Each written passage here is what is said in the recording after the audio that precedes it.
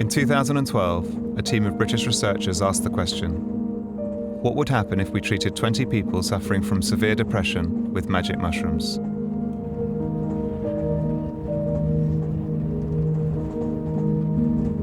It took them 3 years to get permission to find out.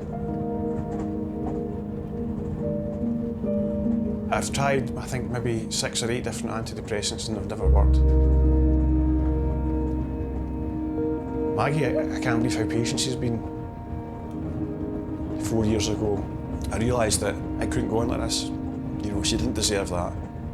I need to find a way to change.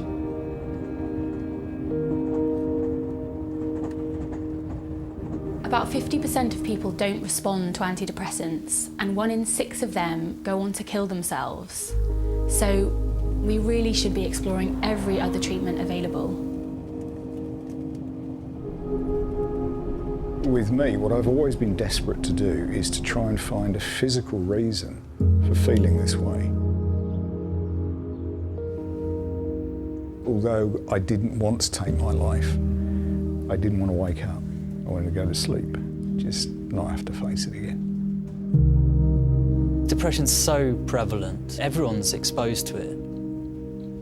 We're looking at giving psilocybin to patients with quite severe treatment-resistant major depression. I don't think it's normal to feel the way I do, the anxiety, the fear, the terror, panic. If this is living, then it sucks. It really does.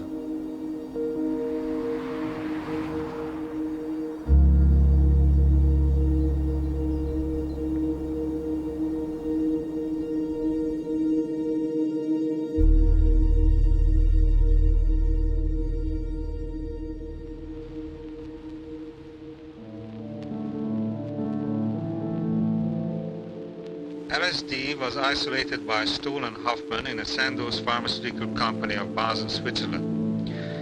The doors swung wide open for research into the nature of the schizophrenic process and, in a larger sense, into the biochemistry of psychoses. Between 1950 and 1965, 40,000 patients were prescribed a psychedelic drug for neuroses, schizophrenia, and psychopathy. These trials resulted in over 1,000 scientific papers. You feel happy now? Oh. Is that a beautiful experience, would you say? I would say yes. When psychedelics became available to the wider public in the 1960s, dramatic changes in attitudes and behavior followed. This is one area where we cannot have budget cuts because we must wage what I have called total war against public enemy number 1 in the United States, the problem of dangerous drugs.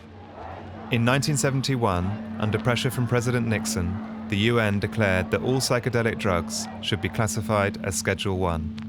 One of the difficulties in terms of Schedule 1 drugs, including psilocybin, is that because they're in Schedule 1, this has discouraged any research into the medical value of that drug. And there's been virtually nothing in the way of research ever since the 1960s. With backing from the Medical Research Council, the team at Imperial College London are conducting the first ever clinical trial of psilocybin, the active ingredient of magic mushrooms. This isn't a job to rush if you think that somebody could have one of the most profound experiences of their whole lives in here. Ready for the music? Yeah.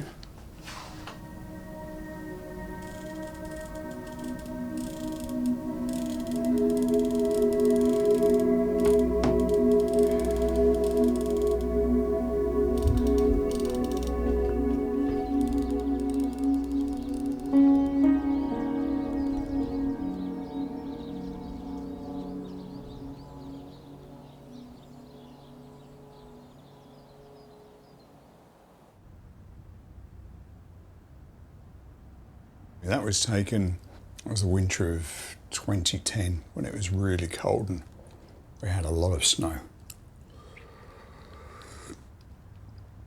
Is that a happy time? It was, yeah. Yeah, it was really nice. Yeah. Yeah.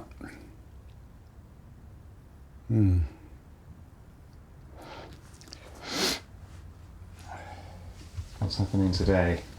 Going down to Imperial. It's actually Hammersmith Hospital. And tomorrow is the first dosing day. Can you put into words how important this is?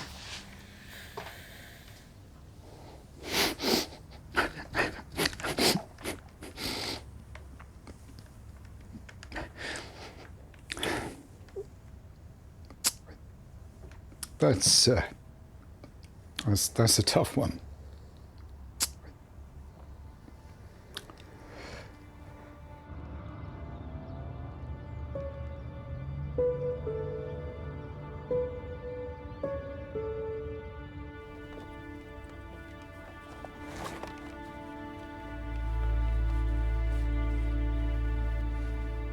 Well, we woke up, Maggie got a call, was it? You got? We got a phone call at 5:30. Saying that there was a flood, so Maggie put her Wellingtons on, I put my waders on, and the kids were asleep upstairs, so we thought they'd probably safe. We went into the kitchen for some reason. We came in the back door of the kitchen. There was a trickle in the kitchen. We just thought, oh well, It's not much. It's just a going to bit of be a tiny water, bit. we'll be fine. And the next thing we knew that When we come back a few hours later, up to the step in there. How did that affect you in the knowledge of the trial coming up? well, at that point I thought, I'm not going to do it. I can't do it. But for me, it's the last chance. I think this is it. You know, I don't think there's any other medicines. I've tried all these ones that's been made in a lab, and none have worked. You know, they've all had very short-term impacts, and then nothing.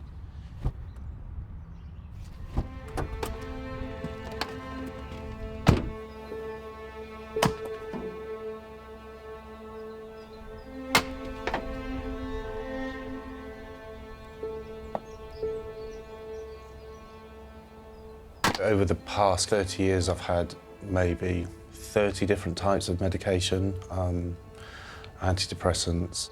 Some of them have worked for a short time, some have worked for a bit longer, but they all kind of tail off. Also had ECT, had 23 sessions of that, which I've been told worked for period, but then the effects, wore off. So I do feel like this trial is another kind of last chance to make any kind of change for me, but I felt that before.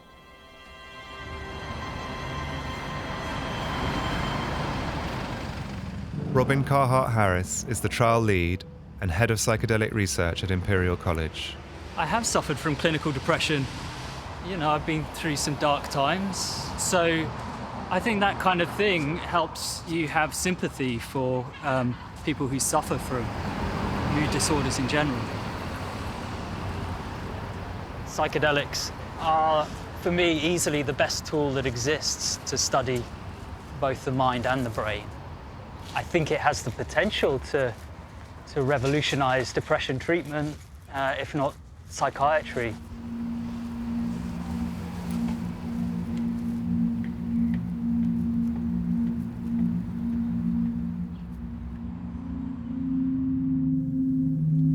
Professor David Nutt, head of neuropsychopharmacology, will oversee the trial. This part of the brain is called the cortex. And in the cortex, you do your hearing and your seeing, etc. But also in this part of the cortex, particularly this bit here, goes from the front here to the back here, there's the sense of self. It integrates what you can see and hear and with what you can think and feel. And serotonin is an important chemical in the brain. It's a fundamental neurotransmitter for regulating brain function, particularly in the emotional sphere. And what psilocybin and other plant products do is to stimulate those receptors, and by stimulating them, we can mimic serotonin in the brain, and sometimes perhaps do more than serotonin is doing, because in some people, serotonin may not be working adequately.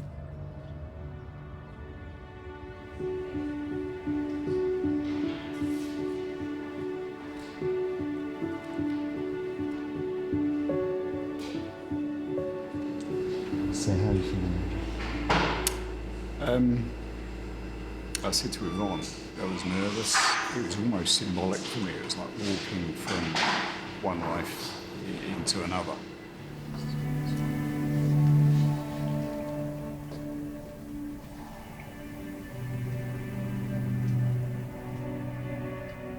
Sometimes you dig deep to be strong because you don't want to come across as sort of an emotional mess. I woke in the early hours and I was weeping, and I don't know where it came from. It's quite difficult. It's quite tough. There are 2 doses. The first is simply to test the volunteer's tolerance to the drug, and the treatment dose will follow a week later. Each trip lasts about 6 hours, and a psychologist and psychiatrist are always in the room. The experience of taking the capsules was going to be very significant for him. He's never experienced anything like this at all in his life. And he's a scientist. He's someone that really enjoys kind of the predictability of testing hypotheses and problems that can be solved methodically. So this is a huge departure from that.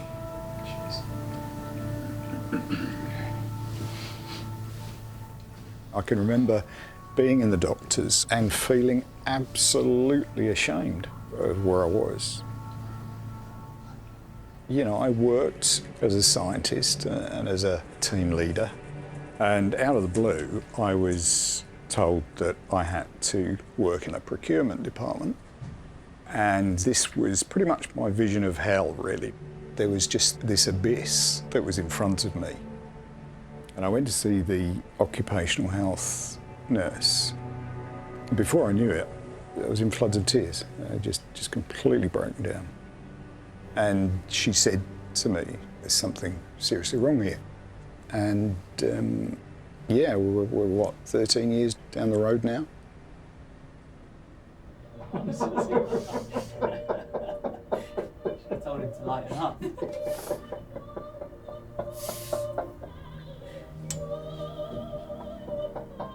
Real laugh a minute type of guy.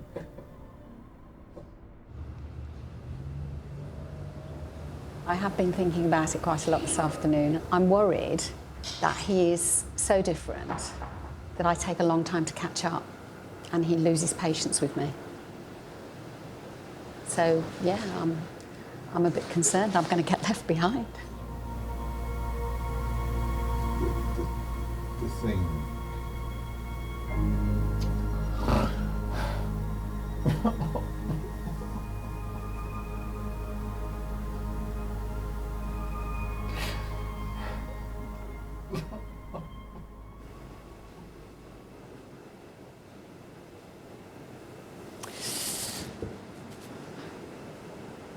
Oh.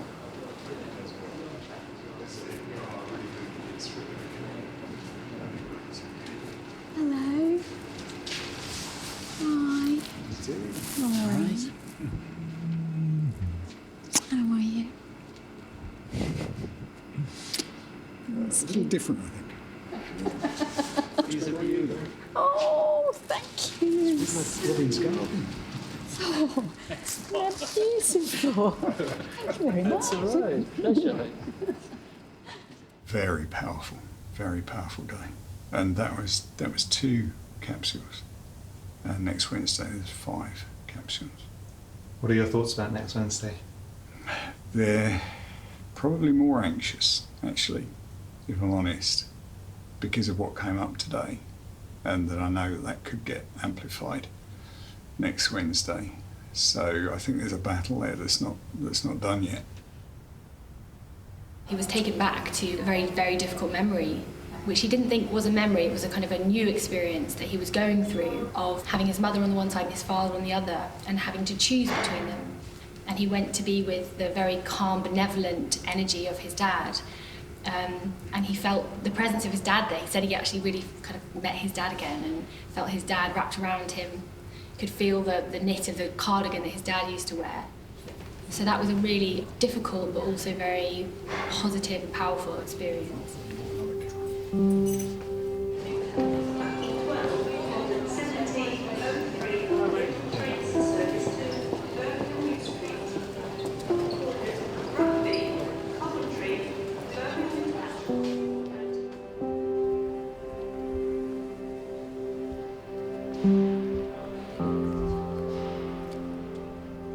huge responsibility for you, this. Do you get sort of scared or nervous? I do. I think if you're giving an incredibly powerful psychoactive drug to individuals who are especially vulnerable, you have to think about negative psychological responses, you have to think about anxiety, you have to think about fear and potential panic. Let's just carry on breathing naturally. And then I'd like you to imagine that you're lying down in a beautiful woodland.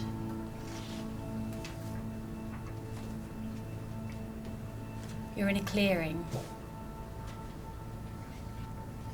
And the ground is covered with green moss, soft and springy. I think depression is a bit like an addict. You learn to hide it from people. I don't want to be near people when it happens. I don't want their sympathy. I don't even want their kindness. And I would literally go into the bedroom, close the curtains, put the lights off and just stay there.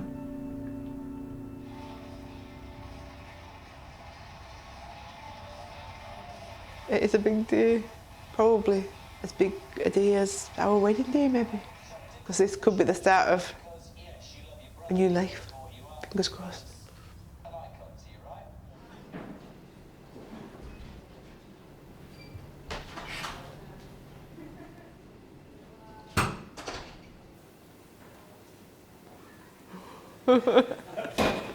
In mental health, you just have to go into an inpatient ward anywhere and realise that we need something new. So John and the other patients in the trial have got what's called treatment-resistant depression, which means they've tried 3 different types of treatment and nothing's worked. I think the name treatment-resistant depression is really a bad name because you can't say that John's depression is resistant to treatment, it's just that we haven't found the right treatments yet. How are you feeling today? All right, certainly more positive than I was before, but I definitely felt that there was something I couldn't achieve on the first dose. It felt like I could identify there was a problem, but I couldn't quite grasp it or tackle it. You know, it's not like I'm feeling euphoria or high or happiness. I just don't feel rubbish, you know, and so. If this is all it does, then that's fine. But hopefully it'll do more.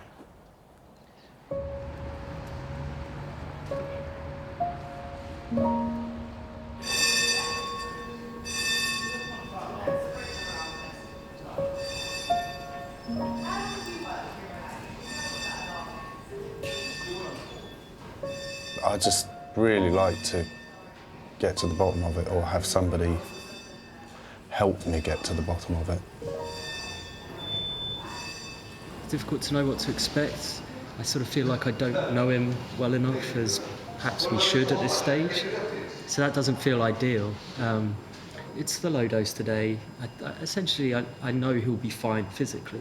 So let's just go into it with the right attitude, really, and support him. Feel ready to take capsules now? Yeah, fine. Yeah. So 10 minutes. There's a glass of water to the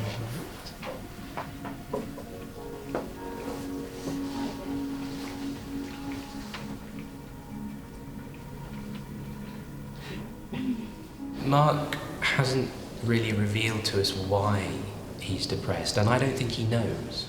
And now the taking of this drug is about trying to understand where this is coming from, what this block is.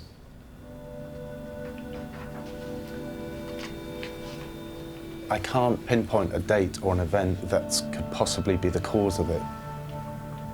Over all this time, I think it must be something biological. I don't expect a magic wand to go, wow, you feel all of a sudden great and you're up for doing anything. Kind of what I do expect is just not to feel so cripplingly negative about everything that it infringes upon my daily life.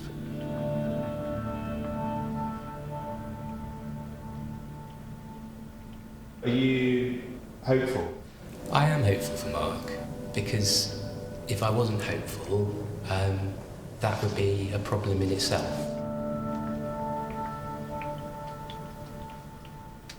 I firmly believe that this drug is a route out of what can otherwise be an insoluble problem.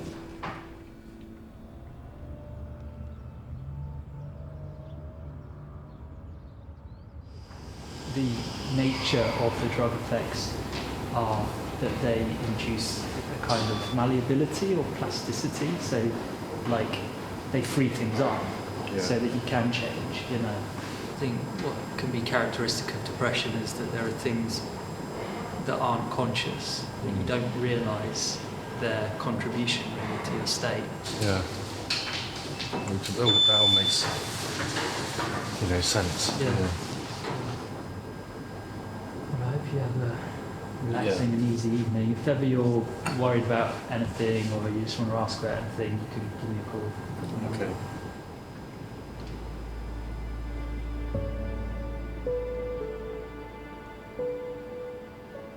There are 16 ways in which drugs can do harm to you or to society. There are 9 ways they can harm the user, and those are the blue bars, and the size of the red bar are the harm the drug to society.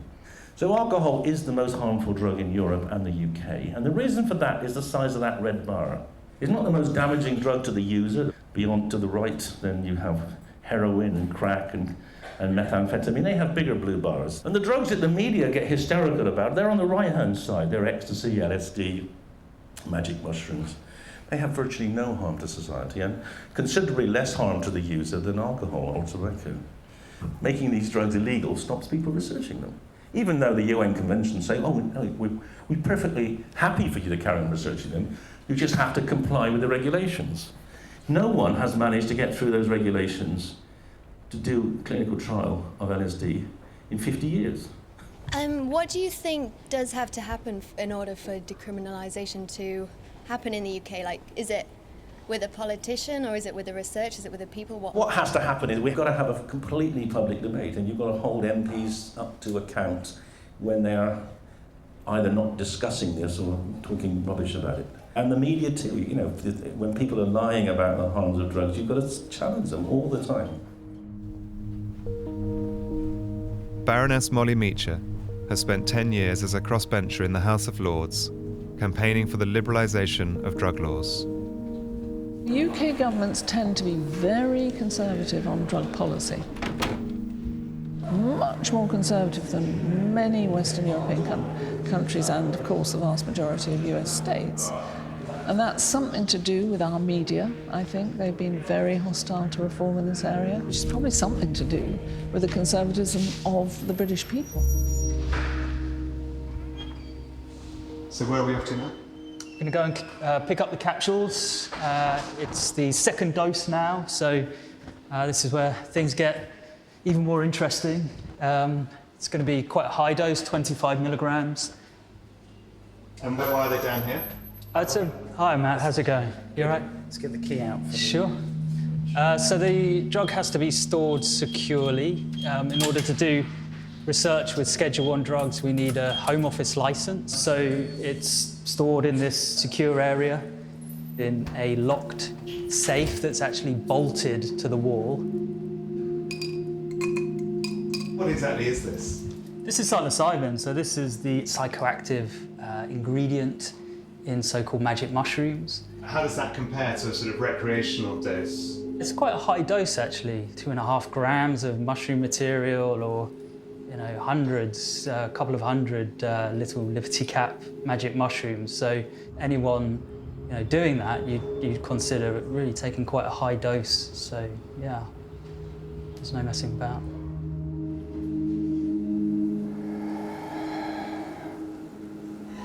So I'm ready for the exam.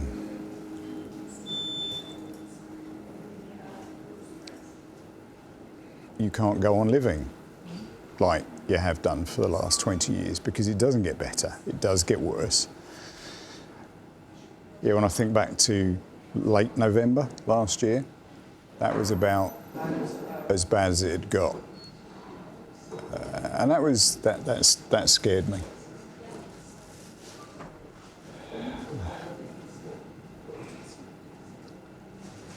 But we're beyond that. I'm extremely lucky to be here.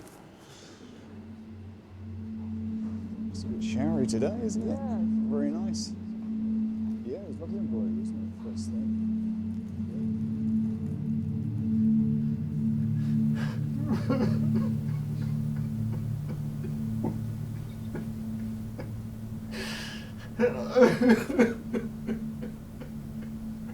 Please go away. Please go away. Oh, please go away. Oh God, no. No, no, no, no, no, no, no, no, no. No. No, no. No. No. No. No. No. With Andy, if you asked him what had been making him struggle or depressed, he would say experiences with his work and not feeling good enough there. But that didn't even come into the sessions at all, and it was more about his early childhood experiences of suffering and pain. He wants to get in. He wants to get in. Okay. What about letting it in? We're here with you, Andy. No. No. These kind of early childhood experiences will often be repressed. People can go through their whole lives without ever really facing those demons. But it's not as if the demons, when they're pushed down, don't cause any suffering, because they're there.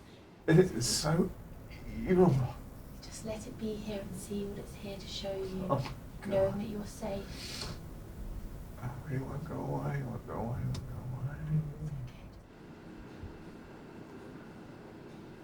Just a small improvement would be lovely. Just for him to feel differently about things and see the world through a different pair of eyes.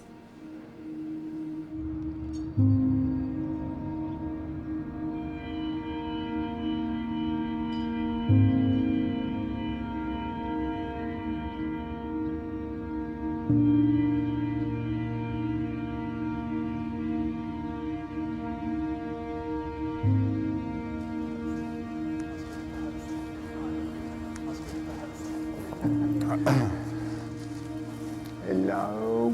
How are you doing? How was it? Yeah. Yeah. Yeah. Extraordinary. Extraordinary. So different from last time? Yeah, yes, yeah. You knew that this was the big ride. This is the one that changed things. And it's, of course, it's left lots and lots of questions, really. But those, I think, the answers of those will come out in a good time. Yeah. Dad was there. Good. Dad was there. Good. Yeah. Oh, that's lovely. Yeah. A couple of times, actually. A couple of times he was there. Where it was headed, it was dangerous to me. It was a dangerous path. But no, it's all, we're okay now. We're okay. You're okay. All is resolved.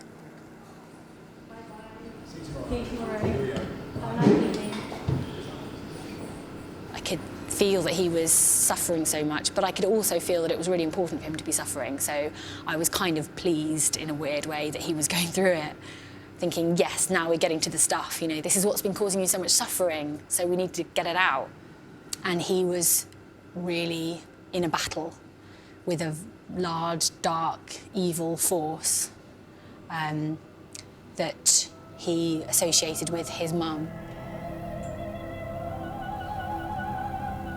Go away. Go away. You're not coming in. There was so much darkness and so much pain. There were moments of thinking, where's this going to go? How's it going to be by the end of the day? What if this doesn't get resolved? There was a sense from the last session of his dad being kind of wonderful and his mum being kind of terrible and evil. Well done, Dad. Well done, Dad. Well done. What sort of evolved out of today was that it really doesn't matter if there was one person doing right the other one do it wrong. What actually matters at the end is resolution and love, because that is the big thing that came out for me today, is that the more you hate something, the more you feed it with that hate, the bigger it gets.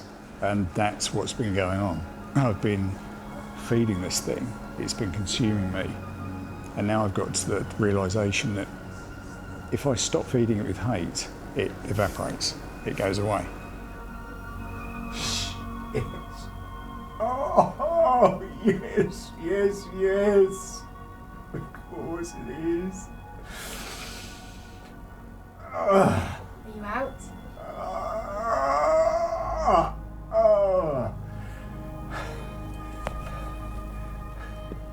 And as soon as that realisation occurred, because I had the representation of my father and Vonnie and the boys on my chest, but I didn't have a representation of Mum. So I took a picture and brought her in to that union, really, at the end. And we were kind of one again, but one hell of a battle. I wouldn't want to do it again. I've been the happiest ever in my life, and I've been the most terrified in my life in the same day, probably in the space of half an hour. So good? Really good. Exhausting, but really, really very good. And I mean, well, the proof is in the pudding, you know. Today was good. It was intense, it was good, it was tough, all the things I hoped for. But we will see how Andy is feeling tomorrow, next week, and the really key thing is in a week, a month, a few months, that's what's really important.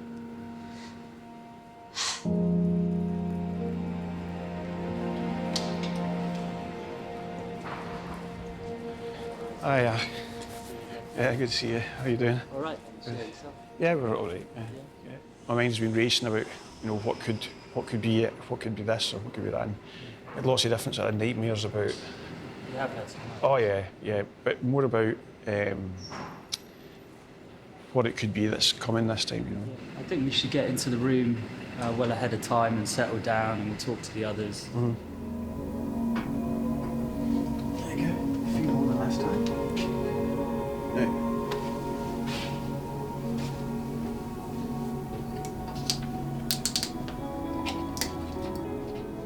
Last week we had somebody in the study who had a particularly strong response to the psilocybin, probably the strongest psychedelic experience I've ever sat with. So that's kind of raised my kind of alertness really about today. It's just a reminder really never to underestimate the power really of a psychedelic drug and the alterations in consciousness that they can induce. Tell us what's on your mind. I don't know, it just feels like it's stopped. It feels like I just want to go home, that's all. I just want to go home? Yeah. How come? I don't know, this isn't, I mean, did you really get... Today John nearly left, which was quite a dilemma for us because on the one hand, we wanted to keep him here and keep him safe, but we also didn't want to keep him here against his will, so it was difficult. It's probably a little bit early for you to go, as yet. I mean, can you just hold on for a little bit longer? I don't know, just want to go home, really. Yeah. So, Is there anything at all? there's just, like, well, when I close my eyes and try and I try and sleep, but I just go for like one sort of bad dream to the next. That's what it feels like. It wasn't really what I would have planned or expected. I didn't even realise that's what John needed, but looking back, I could see it was what he needed. It's like the first dose was like lulling him into it. It gave him a sense of, it's okay, I can do this. And then the second dose, it's like, right, now the real work begins. I'm sure. And the real work isn't experiencing some lovely feeling of love from the world. The work is going on a journey within yourself, finding that nugget of pain and integrating it into your life.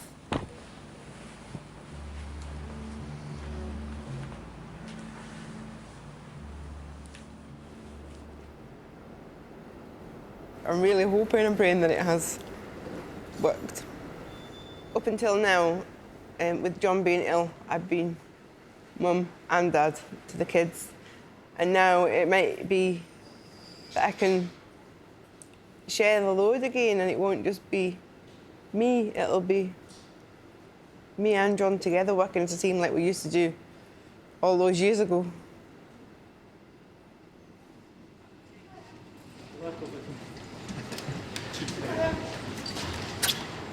How you feeling? Yeah, all right. Better than I did about 2.5 hours ago. Really? Yeah. Okay. Well, I nearly left. Why? It was just, it got pretty horrible. Okay. And then some very kind people convinced me to stay in the room. Did they tie you down? No, not really. It was physical. No physical restraint. I think a lot's been sort of experienced today. Okay. And, yeah, it's a little rockier than last time. Oh, yeah. At one point, but I think maybe because of that, maybe there's more benefit to be had from this experience than last. Yeah, it was bad in terms of what I experienced, but necessary for... Does it mean you can get rid of the beard? No, yeah. A man appeared to me and said, grow it till it's down to your knees. At first, I really didn't think it was working. It wasn't until the very end when I could sit and reflect on it that I could see what had happened. All these things that had happened to me when I was a kid, it made me face every single one of them. And nobody wants to do that.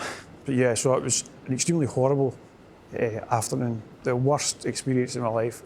Sometimes through it, I could hear bugs, as if a bug was crawling through the ground. So the images that I saw was of this massive sort of black and red iron thing with huge spikes pointing out at it. But the experience that it relates to was when some kids had took my t-shirt off and threw me into this massive patch of nettles.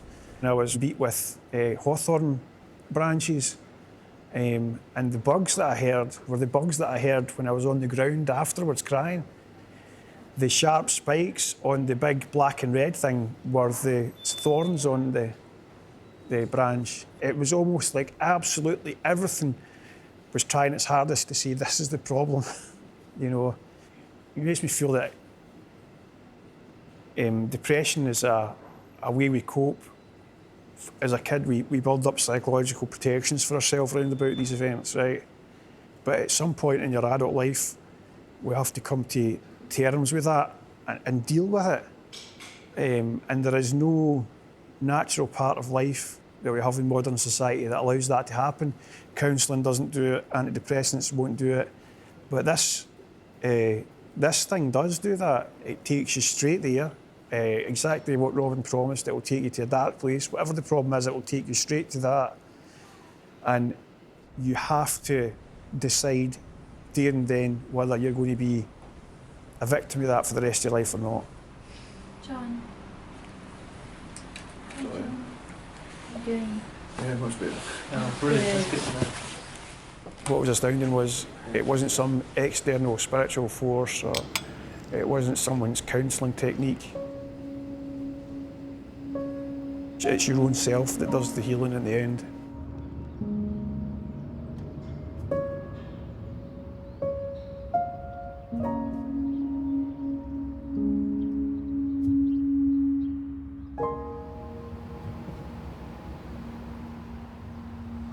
If you look at these images, you can see the cortex, that's the outer part of the brain here, and this is a kind of spine to the cortex, and this seems to be particularly implicated in depression. Now what psilocybin does is to introduce a degree of chaos, if you want, almost like a kind of scrambling effect. Mm-hmm. There's a kind of resetting of the brain, and it sort of settles into a healthy mode of function. So that's the reason for the scans, for the difference. That's what we're doing now, really. Yeah.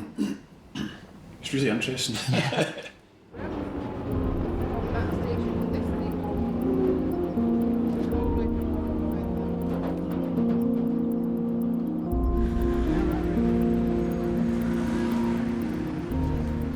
Tell us whether you'd have been able to walk around London a month ago. No, I wouldn't have done that. Coming into a place like London, like on Oxford Street and Regent Street, where it's so mobbed, I just wouldn't have done that. I'm enjoying it, you know, it's nice. You're not sitting thinking about yourself or thinking about anything depressing or bad or dark or deep.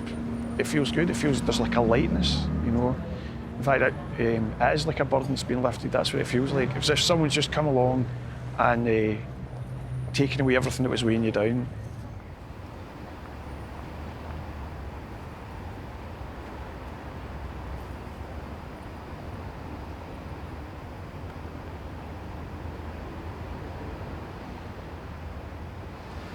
Today I just really want to get it over and done with, basically. I don't really have any hopes or predictions or ideas about what might happen or really.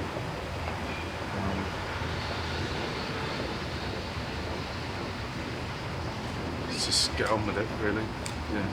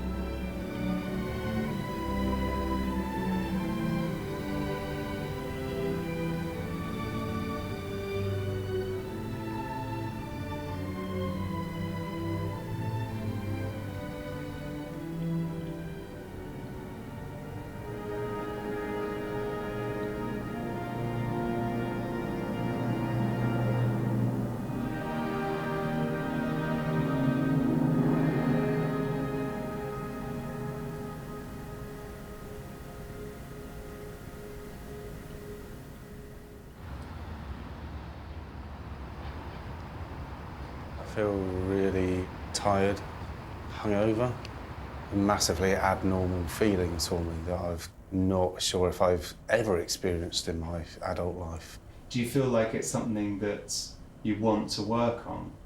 I kind of want to work on it because I don't want to feel like this or, feel like this or how I've felt for the majority of my life anymore. There was nothing that linked back to like, this is what caused your depression, you know, use these tools and work it out. No, it's like, it's still a massive mystery to me. And is that disappointing? It's no more disappointing than every other day, so, yeah.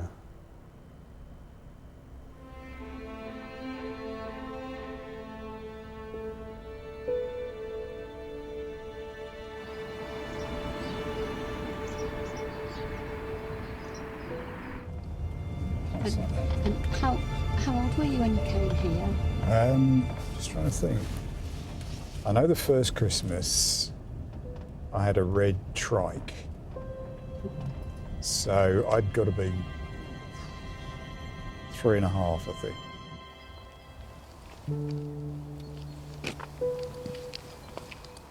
So it's so much smaller than I remember. And you see the little window on the ground floor. Oh, yeah. That's where I used to sit with Lynn on the stairs, listening to it all kick off in the lounge.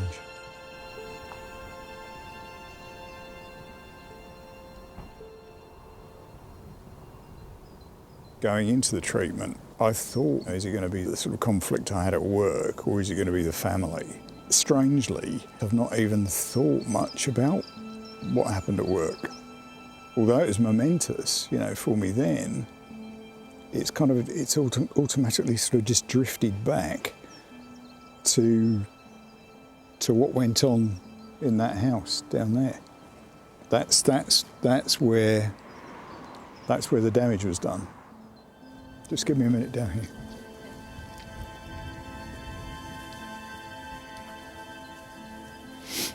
This is probably the 3rd or 4th time we've been back as a couple to see where he's lived. And all he's ever done is remembered it with fondness. This was where I grew up, and I loved this, and I did this with Dad, and today it's just more painful. A change has occurred. There's no doubt about that. A change has occurred, but it's not. It's not the easy change that I thought it would be. It's a bit as though I had ingested a really, really good therapist. That's what it feels like. It feels as though I've got on board now my own therapist. Okay.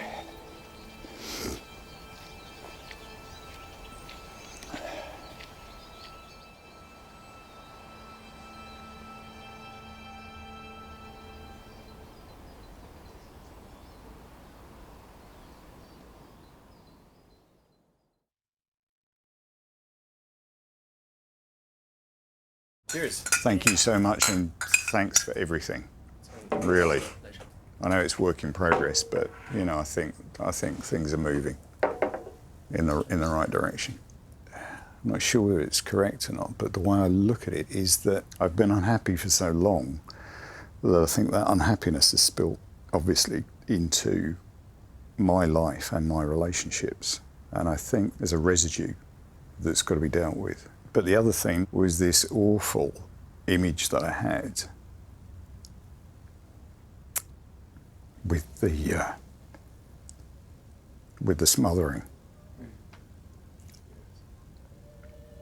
This awful image that your dad didn't want you, the rejection. yeah.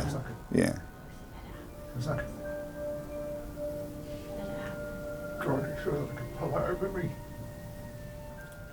I could actually see the pillow, and then suddenly the realisation was, you know, that I'm being smothered.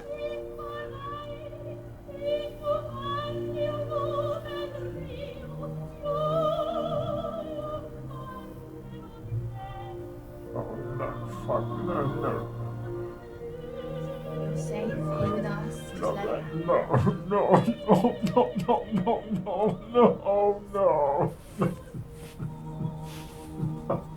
That feeling was real. Then the realisation that it was Dad doing it was real.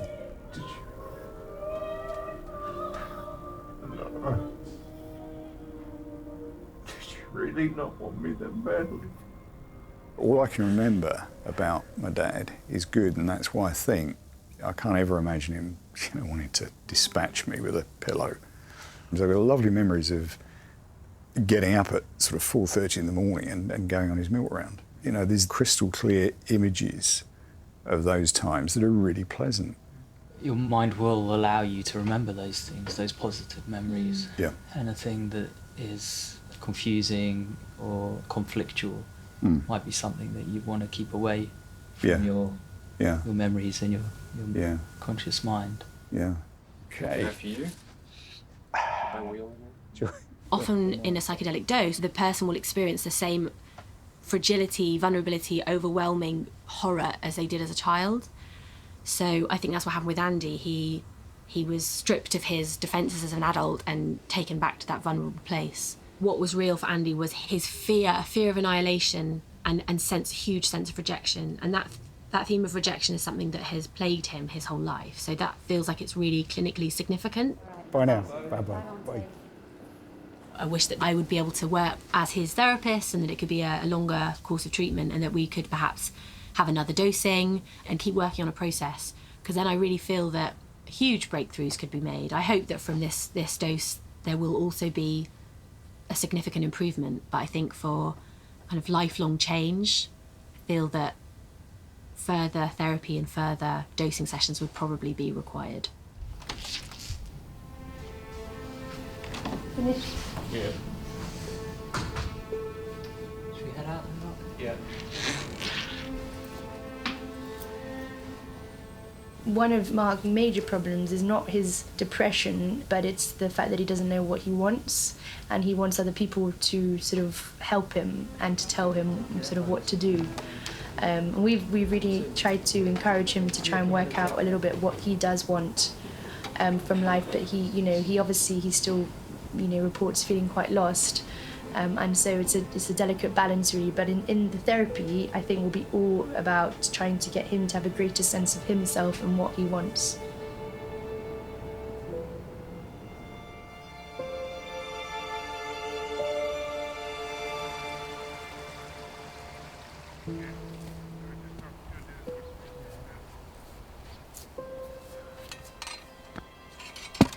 I think school's tough for everyone. You know, I used to go in the library and try and read about how to act in public, and it just felt very, very alien, the whole concept of people having girlfriends, people having lots of friends. Everyone was different, but I felt very removed from everyone.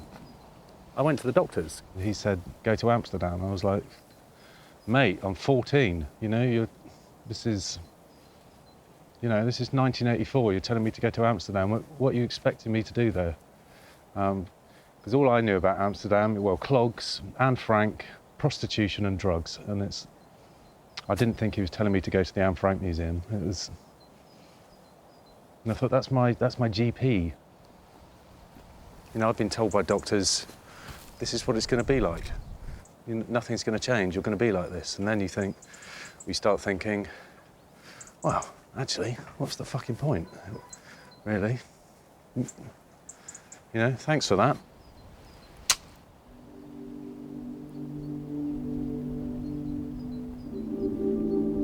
The place where I grew up was this little village called Cleland.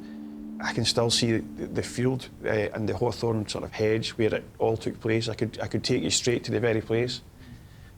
And the thing was, it didn't happen that far from my home, but if I ever tried to complain about it to my mum, she would just go nuts and she would give me a good hammering.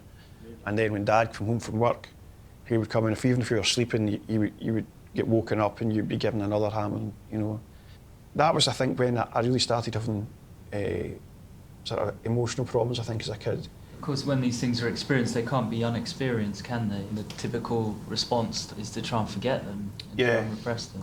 Perhaps the healthiest way to live with them is to live with them consciously. Yeah, because you can't change the past. There's no sense of wanting revenge or no sense of being really angry at those events or the people that did them. There's just this sense of that's who made me who I am, part of what made me who I am, It does feel like there has been some kind of breakthrough. Yeah, it does feel like that. I feel enthusiastic to just go home and start getting on with things. Yeah. It's like just a desire to get up and get going now, get up and get going.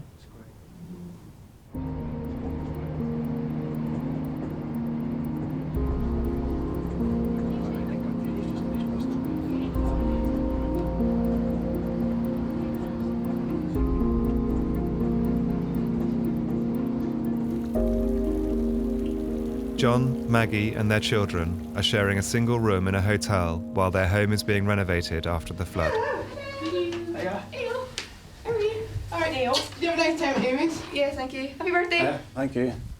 A good time. Yeah, not too bad. Not too bad. How you birthday? That's for... Oh, thank you. It's got like a motion sensor, so it just keeps flying itself if you want. Oh, that's cool. It was Chewbacca you liked, wasn't it? Yes! It's the same people that make... It looks like you! Wait. It looks like her. That's not...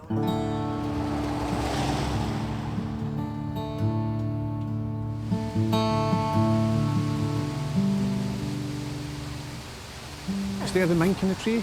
The black mink? The mink in the tree. Is it dead? It's a sock. That's what I'm wrong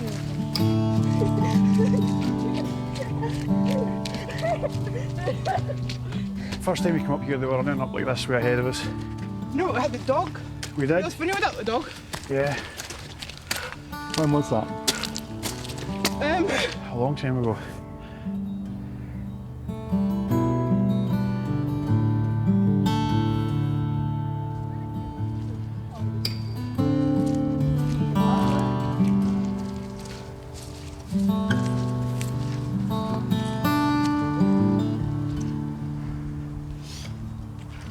They are goats. But no! See that frog one yells?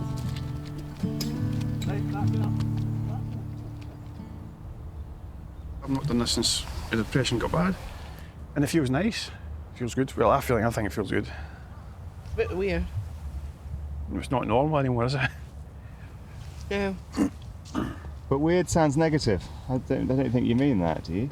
I don't know, it's weird. It's just strange having John here because I've been used to life on my own for so long.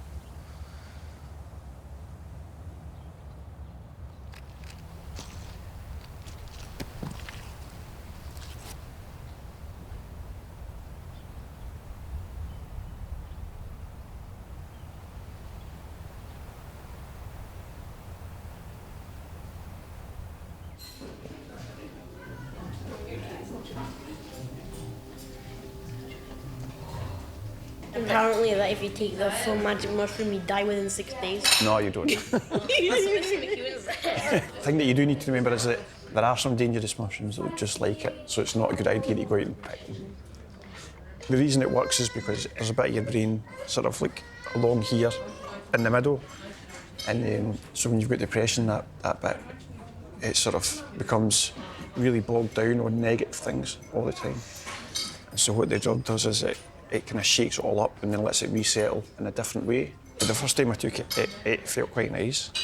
The second time when I took it, it was a much higher dose. And it was the most horrible thing that I've ever experienced. You know, imagine a nightmare that lasts for 6 hours and doesn't stop. Yeah, that'd be quite scary. See, that's, Especially when I'm yeah, and that's the danger if you just decide you want to take it for fun.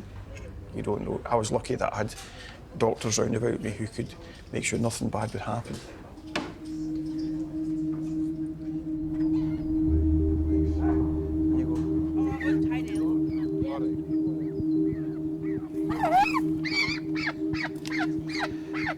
Before the treatment, yeah, we did have a dad, but if we did see him, it wouldn't be for very long. It'd be like 5 or 10 minutes, and he would have to go back into his room because he'd have a sore head. Since the treatment, she's got much happier. But we all have, to be honest. She's managed to spend time with her husband. Like, Ruben's gone to sleepovers, and I've gone to sleepovers, and it's been mum and dad. They've been having movie nights, they've been sitting on the couch, they've had a couch each, falling asleep on the couch, doing things that they used to do before they had kids, before dad had depression. It's been my dad again, and not the grumpy old fart in the corner. 6 months after the trial, the results are presented to the media. Control S, Control S, Control S. Set up a file, Control S. Every time you change it, Control S, right? Usually fine, it's the last minute. This is a celebration as well as a press conference. Because it's taken 4 years to get here. Taken 4 years to get here. And 3 of those years were kind of unnecessary. They're just ploughing through regulatory hurdles. But we did it. And so how important is today then?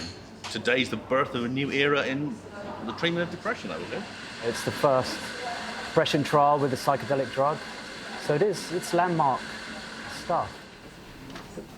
Morning, everyone. Welcome to the SMC for this morning's briefing. Psilocybin, an option for treatment-resistant depression, to be published in Lancet Psychiatry. Embargo is 10:30 p.m. tomorrow.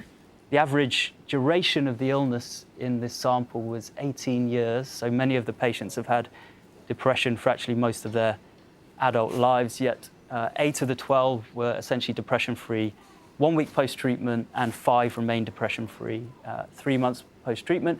You can see some relapse in some of the patients, so let's not get carried away. This isn't a magic cure. Even so, the effects at this stage do look promising. How would you envisage this being dosed? Would it be kind of a one-off treatment, or would it be repeated? Well, I think that's what we need to find out. The key question is what to do with the people who got an initial benefit and then it starts to wane. So we're thinking about trying to set up what you might call a kind of more naturalistic study. So perhaps that those people could then be redosed every 3 months and just see if the effect came back. I mean, it might not. Depressed people have a view of the world, which is that the world is a nasty, hostile place. And of course, they're right, because it is. But after psilocybin, the depressed people tended to view the world the same way as we do, which is it's better than it is. And that's a great defense. Yeah.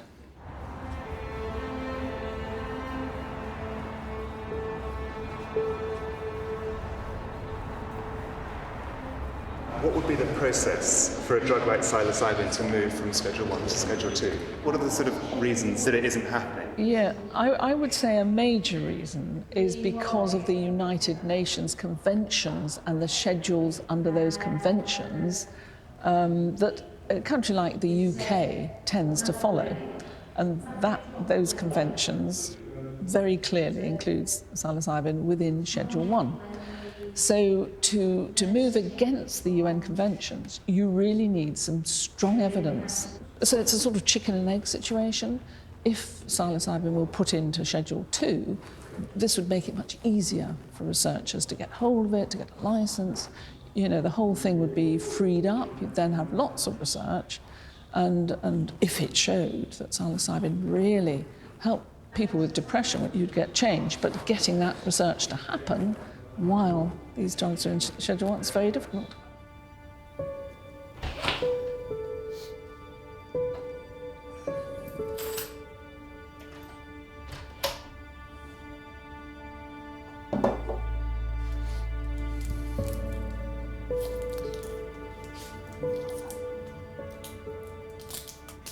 Do you have any regrets about doing the trial?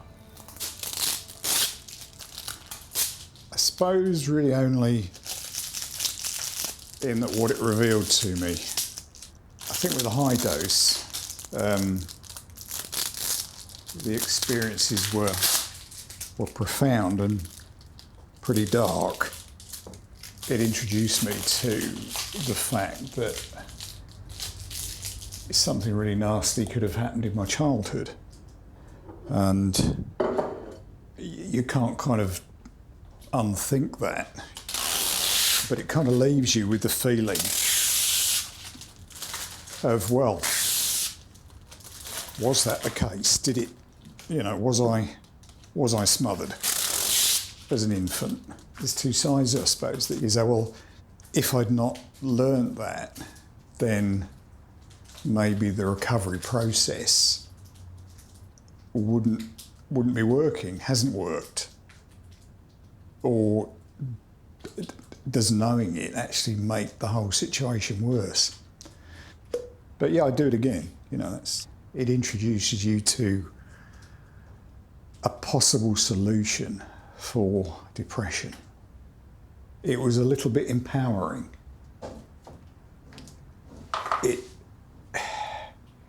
It made me think, well, perhaps I'm not just like a passenger on this bloody, you know, merry-go-round. It might be that I can actually do something about it.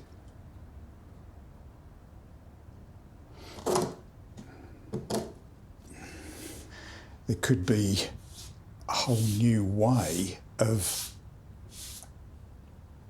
accessing the subconscious, the psyche, whatever it is.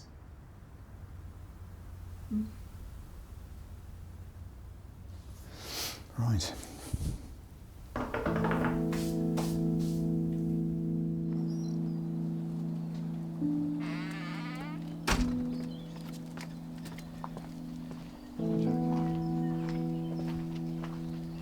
Life with John is pretty much like it was before the trial. It's crap, putting it bluntly. I hoped that the results from the trial would last forever because it was so nice. The kids had their dad back, and to a certain extent I had my husband back, and it's gone again. It's all gone.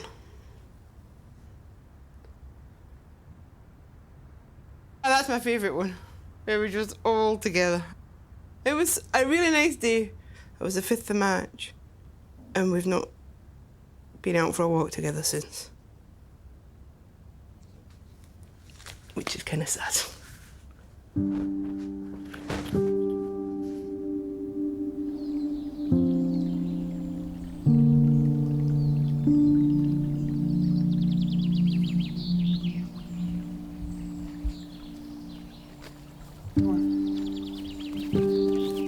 Yeah, I feel pretty rotten, to be honest. I know Robin said that nobody's went back as bad as they were before, but I don't think it would take much longer before I was back where I was. The darkness has gradually came back, the self-loathing comes back, the desire to be cut off from the world comes back. Then what happens is it gets compounded. You feel guilty that you are like that, then you feel guilty that your family have to suffer through that. Misery doesn't like to have enjoyable surroundings. Somebody in the middle of a city living in a tenement flat might think this is paradise, but I loathe it. The only thing I want is a room with no windows and a door, you know, where you're just going to shut it and spend the rest of your life there. Come on, you got it, good boy.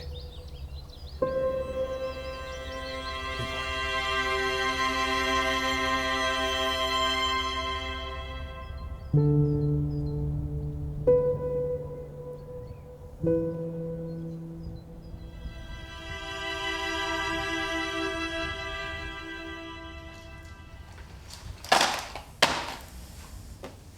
what's this? So, Sopiclone, 7.5s. That's for take at night, sleeping. Stomazepam, 10s. These are for sleeping. When I don't take a Sopiclone, take one of those, vice versa. This is Priadil, 400s. I'll take 2 of those at night. That's lithium. This is a mood stabiliser, apparently. So maybe people with bipolar disorder take that. The loperamide helps stop diarrhoea. So I take about 8 of those a day. So do you have that because of the drugs that you're taking? Yeah, possibly. Duloxetine, 60 mils. This is an antidepressant. And mirtazapine, 15, but I take 2 of these, so I take 30. You know, I want to get better. I want to feel better. I want to give to society. I want to be part of society. You know, I understand I've got a problem and I've had it for a long time, and it's just like you live daily, and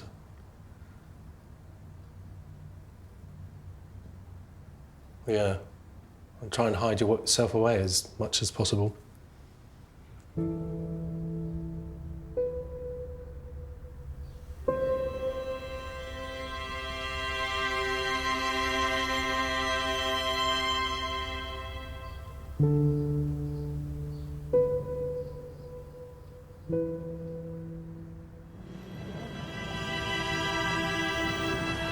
Two years after the trial, Ros has arranged for additional reintegration therapy for Andy to make sense of some of the visions he had during his high dose.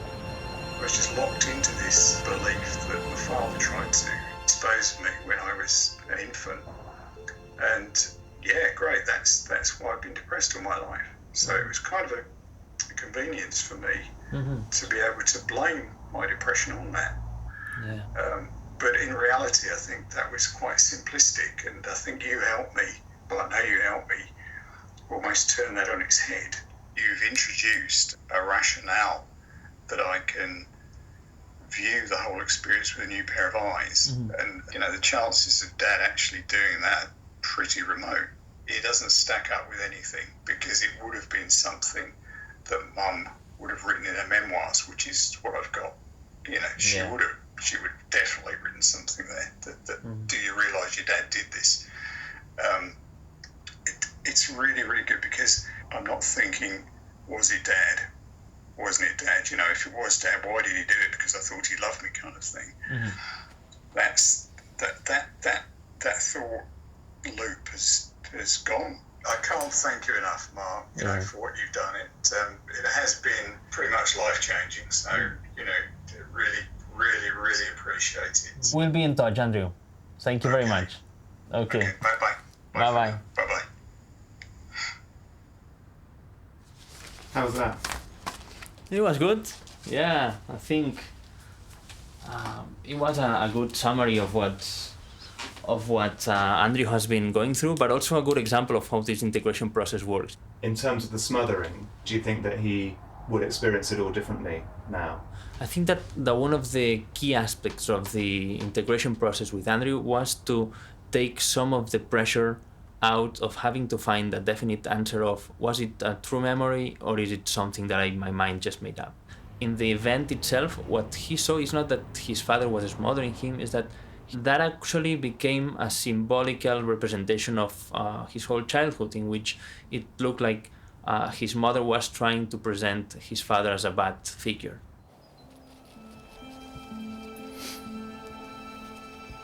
There were 3 parts to Andy's high dose session. The first was about feeling unwanted by his father as a baby. The second was about feeling criticised and controlled by his mother as a child.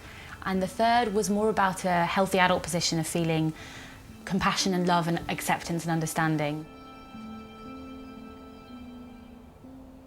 After the high dose session, Andy went back to that early place of wounding, feeling unwanted by his father. He then, with Mark's help and integration, has been able to progress forward and start focusing more on his feelings around his mother and the criticism and control of his childhood. And we hope that with a bit of time and more work, he'll be able to progress forward to that third stage he did experience, which was more about the acceptance and love for himself and for his parents. The wonderful thing about this treatment is that it's able to take you on this journey in the space of a day, actually, with the integration afterwards, whereas antidepressants could never do that. Antidepressants don't give you any insight as to why you're depressed. And once you know why you're depressed, you know what it is inside, then there's a possibility of processing it and actually potentially getting better. Psychedelic therapy is not pharmacological therapy. It's not that we're going to have an experience and then the depression is going to be gone.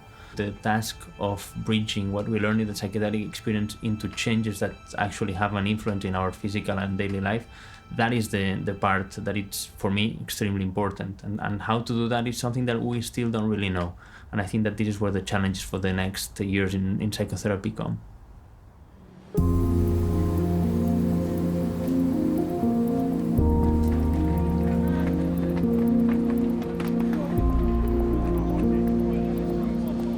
Trial's over now, Robin. How do you feel? Glad it's done, slightly exhausted, pleased it went so well. On the other hand, a little frustrated that the fact that we can't deliver this treatment, you know, when people need it. It's just being here in central London and it being so busy, you know, they say 1 in 10 people are suffering from depression. That's likely a few people around us right now. It's a massive problem. So what are the results look like? Andy, Mark and John. Andy and John showed quite a good initial response, especially John, but then they dipped back, so on average they weren't the best responders. But if you take the whole group at 3 weeks, roughly half were in remission, meaning essentially they're depression-free. That's after, on average, about 18 years of depression. 6 months, 6 still depression-free, so it's quite promising, really. And are there any depression-free sort of 2 years later, sort of like now? Yeah, there are, yeah. Some people's lives have just been transformed. It suggests that the treatment seems to work at least as well as conventional treatments. What we want to do next is compare it against conventional treatments. We need bigger trials, more rigorously designed trials, double-blind, randomized controlled trials. Unfortunately, that's happening now. So a few teams around the world are running these studies, major investments coming in. There's a multi-site trial across Europe and the US and Canada, 15 different countries. So for things to be, expanding to the scale that they are right now is really exciting.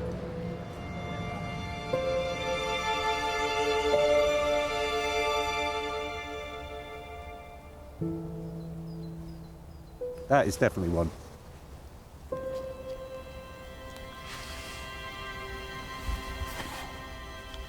Speaking to guys on the trial afterwards, they said, yeah, probably if you'd had a stronger dose or a third dose, you would have had, a breakthrough. But I don't know if I can risk picking a load of these and sitting in my bedroom, tripping my nuts off and going, I've got no support. I don't know what I'm doing. I did feel as though I failed the test. So did it not work at all? I mean, obviously I experienced a major amount of weirdness, but it opened up a lot of questions about my, my illness, but it never really kind of pointed me in the right direction of any answers. And maybe there aren't any answers, and that's just something I've got to deal with.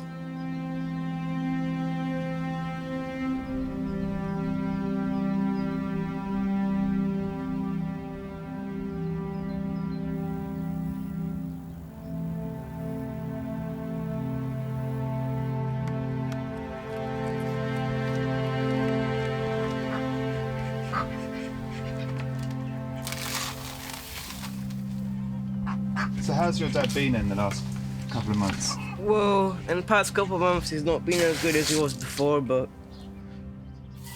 he's still the same person as he was 4 or 5 years ago before. And we just saw that same person again a few months back. So it was nice. But it'd be better if they would do it again. So that it would be nice to have him back again. Do you believe in psilocybin? Oh yeah, because I seen what it's done, and it worked like a miracle, really. We never thought it would be like that again, and then he took the trial, and it was great. Yeah, it was really good. A few months after the trial, Dad was really good, and it was really good to see him happy, and the rest of us happy, and I think it made him feel happy that everyone else was happy as well. But I don't think it was a bad thing that we saw it. Like, it was nice to see it, and they're memories that we're all going to keep forever. It's like, it's better seeing those memories than not having them.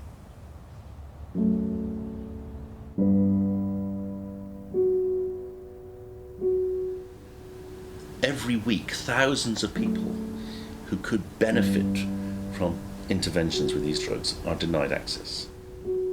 And that means they will continue with their depressions and their addictions. That is outrageous.